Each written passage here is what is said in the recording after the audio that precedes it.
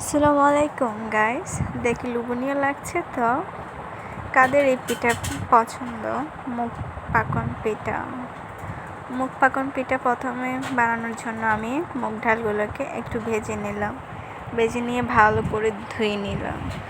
ধুয়ে ডালটাকে আমি প্রেসার কুকারে দিয়ে দিলাম। প্রেসার কুকারে দিলে কি হয়, পরে ডালটা সিদ্ধ করে আর ব্লেন্ডার করা লাগে না।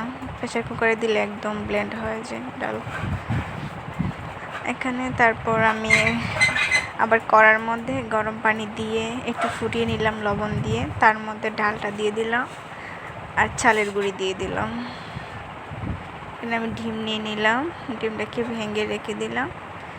কড়াই থেকে নামিয়ে নিলাম। গরম গরম অবস্থায় ডিমটা দিতে হবে, দিয়ে ভালো করে মতে একটা ডো করে নিলাম। গরম গরম অবস্থায় এটা করা। এবার নিজের মতো করে পছন্দ মতো শেপ দিয়ে নেন আঁকা করে। আমি তেমন সুন্দর ডিজাইন পারি না, তারপরে যা পারি আলহামদুলিল্লাহ। কারো কাছে যাওয়া লাগে না, নিজে চেষ্টা করি। নিজের একটা কিছু মন চাইছে খাইতেন, তো নিজেরটা নিজেই চেষ্টা করে বানিয়ে খেয়ে নিন। কেউ আপনার রুমের মধ্যে এনে বানিয়ে আপনাকে খাওয়াবে না। সেই মায়ের মতো মায়াবী আর কাউকেই পাবেন না।